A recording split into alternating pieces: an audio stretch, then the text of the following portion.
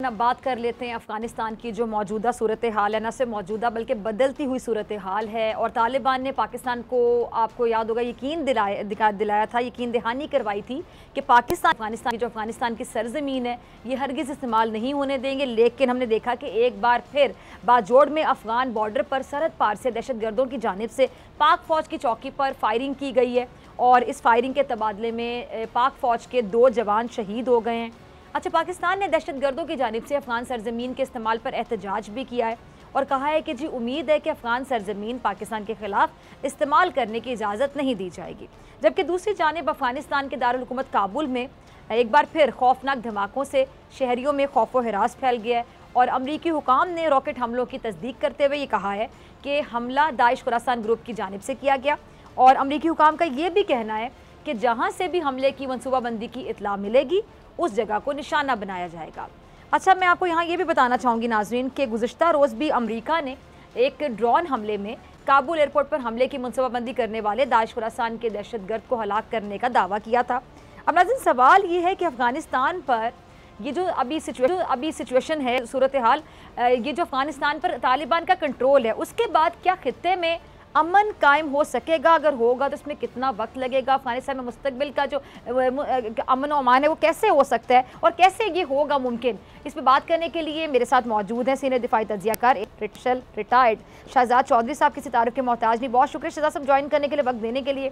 शहजाद साहब, बदलती हुई सूरत हाल है, लम्हा ये बिल्कुल चेंज हो रही है, बहुत से लोगों की नज़रें, बल्कि सबकी नज़रें अफगानिस्तान पे कि आगे क्या होगा। और तालिबान ने खासतौर पर कहा था कि पाकिस्तान के खिलाफ जो अफगानिस्तान की सरजमीन है वो इस्तेमाल नहीं होने देंगे। लेकिन अब ये जो सरहद पार से दहशत गर्दों की जानिब से पाक फौज की चौकी पर फायरिंग की गई है, उससे तो वैसा ही महसूस हो रहा है कि शायद अभी बहुत वक्त लगेगा तालिबान को अफगानिस्तान में अपना मुकम्मल कंट्रोल लाने में।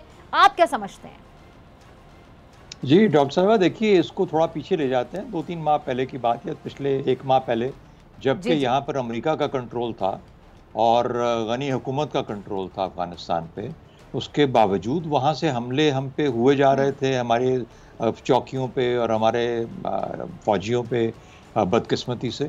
तो कहने का मतलब ये हुआ कि उस लिहाज से तो कोई इतनी बड़ी तब्दीली नहीं आई। एक चीज़ आपको नज़र आ रही है कि ज़्यादा फ्रीक्वेंट हो गया ये मामला। उसकी 2-3 वजूहात बड़ी वाज़ेह हैं। एक तो ये कि कोई हुकूमत इस वक्त काबुल में नहीं है जी। हम कह सकते हैं कि तालिबान का कंट्रोल है, लेकिन तालिबान की हुकूमत नहीं है। तालिबान की हुकूमत बनेगी तो अपना रिट कायम कर पाएगी। कोई कानून नहीं है तालिबान का या कोई उस रियासत का जिसकी बुनियाद पे वो अपनी जिम्मेदारियां अदा कर सके। हाँ, गवर्नर लगा दिए गए हैं, लेकिन गवर्नरों के पास कितनी ताकत है, कितनी कैपेसिटी है, ये एक अभी खुला सवाल है।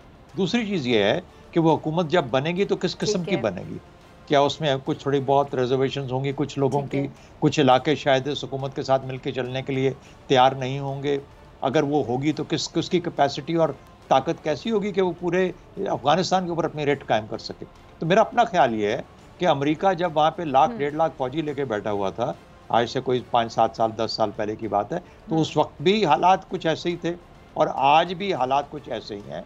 मेरा अपना ख्याल यूँ लगता है मुझे कि अफगानिस्तान पे मुकम्मल तौर पर काबू पाना किसी भी हुकूमत के लिए, चाहे वो तालिबान की हो या किसी की भी हो, मुश्किल है। एक चीज़ की आसानी पाकिस्तान के लिए अलबत्ता ज़रूर है, वो ये कि पहले रियासत के कुछ इदारे NDS की शक्ल में पाकिस्तान के ख़िलाफ़ सरगर्म अमल थे। उसके अंदर रॉ का भी कुछ अमल दखल था, बल्कि मिले हुए थे, वो मिला के और वहाँ पर ग्रुप्स को इस्तेमाल करते थे पाकिस्तान के ख़िलाफ़। अब वो कम अज़ कम वो प्रेशर या उस किस्म की सहूलत जो कि रॉ को अवेलेबल थी, अब वो वहाँ पे नहीं होगी। लेकिन क्या इसका मतलब है कि वो ग्रुप्स TTP जैसे या दाइश या कोई और या BLA BRA फॉर एग्जांपल जो अभी भी वहाँ मौजूद हैं, क्या वो वहाँ से अपनी वो कार्रवाइयाँ जो पाकिस्तान की रियासत के खिलाफ करते थे ख़त्म कर देंगे? मुझे नहीं लगता कि ऐसा होगा।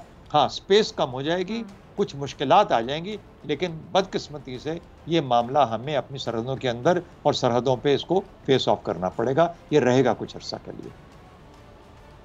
ठीक है जी, ठीक है। अच्छा, आगे चलते हैं शहजाद साहब। ये दाइश खुरासान ग्रुप की जानिब से जो काबुल में हमले हो रहे हैं, क्या ये आपको फिर कोई आलमी साजिश दिखाई देती है कि ताकि अफ़गानिस्तान में जो अमन है वो मज़ीद तबाह किया जाए, अमन वहाँ कायम हो ही ना सके, या फिर कि ताकि जो तालिबान है अफ़गानिस्तान में पूरी तरह से कभी कंट्रोल हासिल ना कर सकें और ये जो अंदरूनी खाना जंगी की सिचुएशन है, सूरत हाल है, उसमें उलझे रहें? देखिए, इसके बारे में बहुत सारी बातें हैं, लेकिन सबूत किसी के पास नहीं है। वो कहा जाता है कि अमेरिका ने दाइश के लोगों को जो शाम से निकल के यहाँ आना चाह रहे थे, उनको कुछ आने का मौका दिया, यानी उनके बावजूद इसके कि उनके काबू में और कंट्रोल में था अफगानिस्तान, लेकिन उन्होंने उनको रोका नहीं, उनकी सरकोबी नहीं की, उनको ख़त्म नहीं किया और एक स्पेस क्रिएट हुई। ये भी याद रखिए कि उस वक्त जब अफगान तालिबान अमेरिका के खिलाफ और गनी रजीम या कोई भी जो काबुल की हुकूमत के उसके खिलाफ जब अपनी लड़ाई जंग कर रहे थे, तो उस वक्त उनको भी हर किस्म की मदद की ज़रूरत थी। उसमें टीटीपी भी उनको कबूल था, उसके अंदर उनको ईटीआईएम भी कबूल था, इन्हीं तालिबान को, अफगान तालिबान को, और शायद बड़ी हद तक शायद दाइश के भी कुछ लोग मिलके। और फिर दाइश क्या है? दाइश बेसिकली बहुत सारे ऐसे ग्रुप्स हैं जिनके फ्रिंजेस टूट के मिलके अपने आप को दाइश कहना शुरू हो गए। शायद दाइश इतनी बड़ी प्रेजेंस में कभी था ही नहीं, सिवाय उस वक्त जबकि शायद कुछ अफगान तालिबान के भी ग्रुप्स लोग हों, कुछ तहरीक तालिबान के भी लोग हों, कुछ लश्कर जंगवी के भी लोग हों जिनको पाकिस्तान से बाहर निकाल दिया गया, और कुछ ईटीआईएम के भी लोग हों। तो ये मिल के जो मोटले ग्रुप है, उसने अपने आप को दाइश का रंग, ये किसी भी झंडे तले जमा होने के लिए तैयार है, जहाँ पर के वॉर इकोनॉमी भी चलती रहे और जहाँ पर जो भी ये करना चाहते हैं वो अपना खेल खेलते रहे। तो मेरा ख्याल ये है कि किसी एक पे इल्ज़ाम देना ये मुमकिन नहीं है। अलबत्ता वो स्पेसेस रहीं जहाँ पर के इस किस्म के लोग अफगानिस्तान में पनप सकते थे, और उनकी वजह से पाकिस्तान के लिए और अफगानिस्तान के अंदर तालिबान के लिए और अफगानिस्तान के लिए मुश्किलात रहेंगी। इसलिए मैं कह रहा हूँ कि हमारी मुश्किलात कम हो सकती हैं, ख़त्म नहीं होंगी। ठीक है, कम हो सकती है, लेकिन आप बोले थे ख़त्म नहीं हो सकती हैं। अच्छा चौधरी साहब, इस वक्त पूरी दुनिया की नज़रें अफगानिस्तान पर हैं और फ्रांसीसी सदर का ये कहना है कि जी काबुल से इनखला के लिए तालिबान से बातचीत का मतलब उन्हें तस्लीम करना नहीं है। तो आपको क्या लगता है, क्या ये जो मगरबी दुनिया है ये तालिबान हुकूमत को तस्लीम करेगी भी या नहीं करेगी?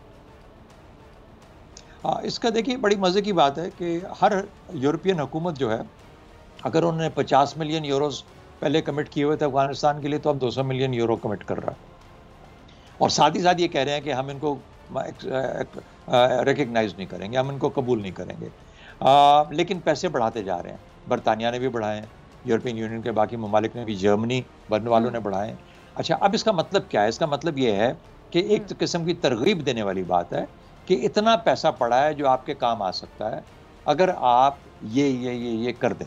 अब सवाल ये पैदा होता है कि जो रियासत जो अफगानिस्तान है, जो तालिबान की जिम्मेदारी में आएगी, अभी तक तो नहीं आई, जब आ जाएगी तो फिर मामलात, रियासत के मामलात कैसे चला पाएंगे? फौज रखनी है, मईशत को तश्कील देना है, माशरे को बड़ी हद तक पुरसकून रखना है, तो इन चीज़ों के लिए तो एक मईशत चाहिए होगी, उसके लिए फिर एक फ़ौज चाहिए होगी, उसका खराजात कहाँ से होंगे, वो मईशत कहाँ से बनेगी?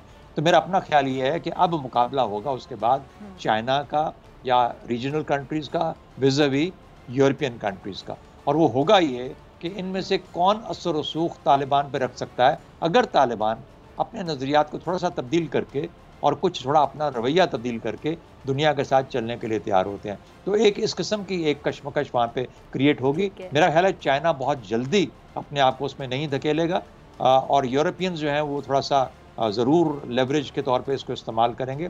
ये भी याद रखें, इंटरनेशनल फाइनेंशियल इंस्टीट्यूशन जहाँ से पैसा मिल सकता है तालिबान को और अफगानिस्तान को, वो भी ज़ाहिर है कि यूरोपियंस और वेस्टर्नर्स के कंट्रोल में है, तो वो वाला हथियार भी इस्तेमाल करेंगे, और हो सकता है कि तालिबान को कहीं ना कहीं पे अपना घुटना टेकना पड़े और कहना पड़े कि ठीक है, हम आपकी बात मानते हैं, कुछ उनकी मानेंगे, कुछ अपनी मनवाएंगे, इस तरह से चलना पड़ेगा। ठीक है।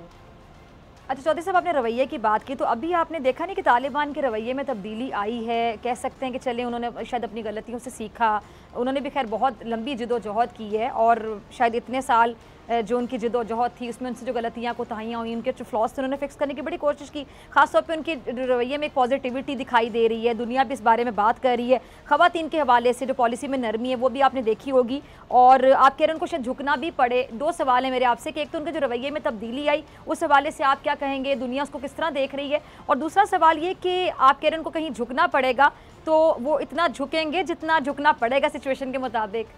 क्या रवैया होगा उनका आपके मुताबिक, आपका कोई अंदाजा? मेरा इसमें दो तीन चीज़ें हमें ख्याल रखनी पड़ेंगी।